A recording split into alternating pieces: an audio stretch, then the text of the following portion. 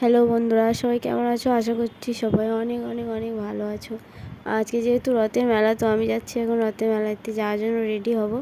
তো তার জন্য দেখি কোন শাড়িটা পরা যায় সেটাই বুঝতে পারছি না আমার। তো আমার কাছে বেশি কিছু শাড়ি ছিল না, তবুও যে কটা ছিল তার মধ্যে থেকে আমি একটা চয়েস করলাম। দেখি কোনটা পরা যায়। আমি তো বুঝতেই পারছি না, আমার কাছে অল্পই শাড়ি, তবুও তার মধ্যে আমি কোথাও গেলে শাড়ি তো খুঁজেই বের করতে পারি না কোনটা পরে যাব। এই সবুজটা পরার ইচ্ছা ছিল, তারপরে ভাবলাম যে না থাক, এখন যেহেতু বর্ষাকাল, চারিদিকে বৃষ্টি হচ্ছে, কাদা, তার জন্য আর ওটা আর পরলাম না।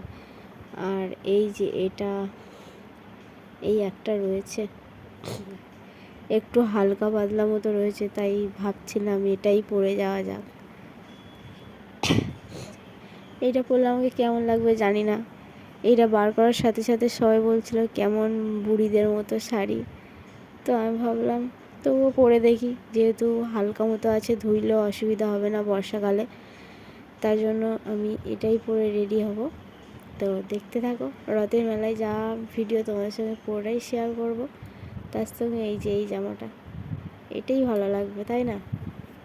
তো বন্ধু, অনেকটাই দেরি হয়ে গেছিলো আর আকাশে মেঘ ঘিরে আসছিলো, তার জন্য আর ভিডিও করার টাইম পেলাম না। তো এই যে আমার কিছু সাজের জিনিস, এগুলো দিয়ে আমি সাজুগুজু করিনি। এবার দেখা হচ্ছে রথের মেলায় তোমাদের সঙ্গে। তো চলো, রথের মেলায় দেখা হচ্ছে। তো বন্ধুরা, শেষ পর্যন্ত চলেই এলাম রথের মেলায়।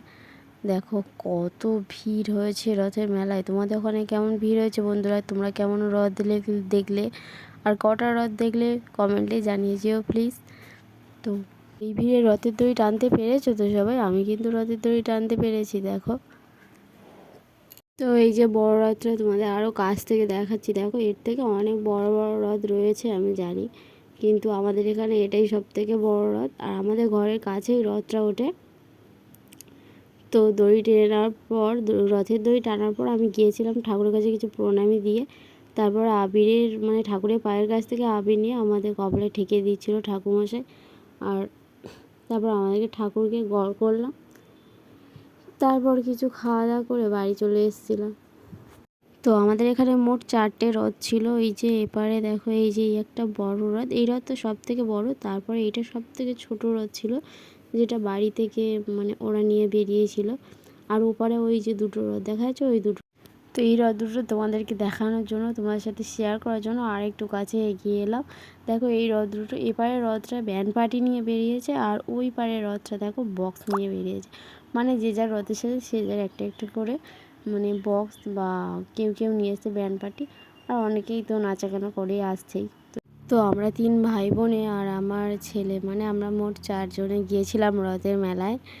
দেখো, আমরা 4জনেই বেরিয়ে গেছিলাম, আমাদের সঙ্গে আর কেউ মানে ছিল না যাওয়ার মতো।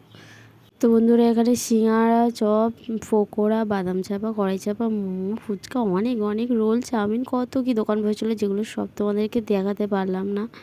আর বন্ধুরা, ঘোরাঘুরি করতে রথের মেলায় আর খাওয়া দাওয়া করতে প্রায় সন্ধে হয়ে নেমে এসেছিলো। আর আকাশ তো পুরো মেঘে ঢাকা পড়েছিল। তো তার জন্য আর বেশিক্ষণ রথের মেলায় থাকলাম না, এবার বাড়ি চলে যাব।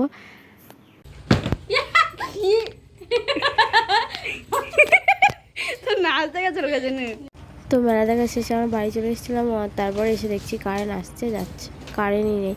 তো তার জন্য পুরো ভিডিওটা পুরো অন্ধকারেই করেছি। দেখো, কিছু খাবার নিয়ে বাড়ি চলে এসেছি, কিছু খাওয়া দাওয়া করে এসেছি, আর কিছু বাড়িতে নিয়ে এসেছি। চলো টাটা, বাই বাই, সবাই ভালো থাকবে, সুস্থ থাকবে।